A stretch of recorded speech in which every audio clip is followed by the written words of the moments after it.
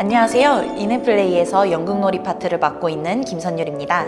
오늘은 아이들의 회복 탄력성에 대해 이야기해보고자 합니다. 아이들 중에서는 자신감이 낮고 목표로 한 일이 어렵거나 잘 되지 않을 것 같으면 금방 포기하는 아이가 있는 반면에 목표를 향해 도전하는 것을 어려워하지 않으며 새로운 환경에서도 잘 적응하는 아이가 있습니다. 어른들 중에서도 힘들거나 어려운 일이 닥쳤을 때 좌절하고 다시 일어서는 것을 어려워하는 사람이 있는 반면 이를 잘 극복해내는 사람도 있습니다. 이들의 차이는 회복 탄력성인데요. 살아가는데 자신에게 닥친 일을 긍정적으로 바라보고 잘 이겨낼 수 있는 능력인 회복 탄력성은 아이들의 발달 과정에서도 매우 중요합니다. 이렇게 중요한 회복 탄력성은 간단한 이야기를 만들어 보면서도 알 수 있는데요. 바로 6조각 이야기입니다. 6조각 이야기는 연극 교육과 치료에서 자주 사용되고 있는데요.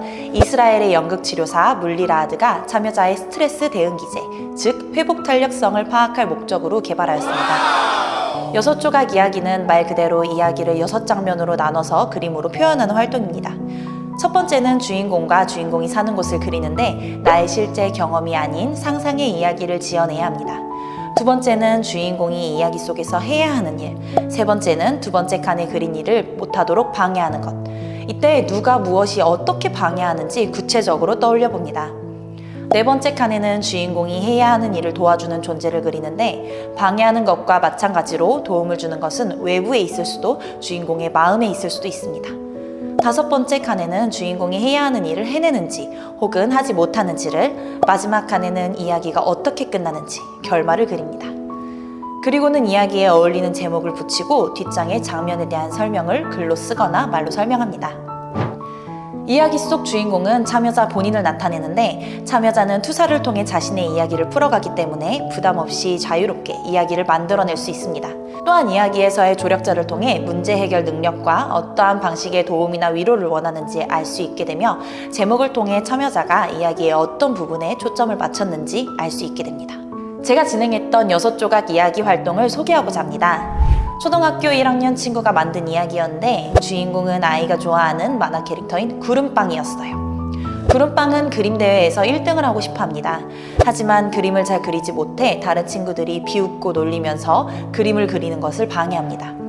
이에 미술학원 선생님이 괴롭히던 친구들을 혼내주고 구름빵이 그림을 잘 그릴 수 있도록 옆에서 도와주는데 구름빵도 밤을 새서 열심히 노력하더니 결국 1등을 하게 됩니다.